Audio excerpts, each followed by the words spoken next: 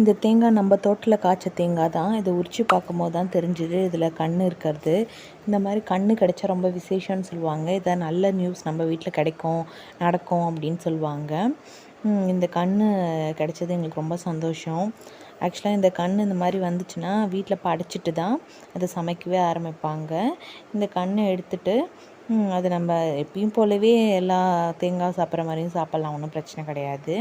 இந்த கண் ரொம்ப ஸ்பெஷல். அதனால் நாங்கள் சாமிக்கிட்ட வேண்டிட்டு இதே மாதிரி எல்லாமே நல்லதாக நடக்கணும். ஏன்னா இந்த கண் போட்டு தான் அது தென்னை மரமாக வளர்றது இல்லையா, அதனால தான் இது ரொம்ப விசேஷம். இது ஒரு உயிரே கொடுக்குது இல்லையா ஒரு மரத்துக்கு, அதனால் இது ரொம்ப விசேஷம். இதை செஞ்சு இன்றைக்கி வெஜ்ஜில் தான் இதை போடுவாங்க. கீரை சமைக்கிறாங்க அம்மா. இதை கீரையில் இன்றைக்கி கலந்து எல்லோரும் வீட்டில் சாப்பிட்டோம்.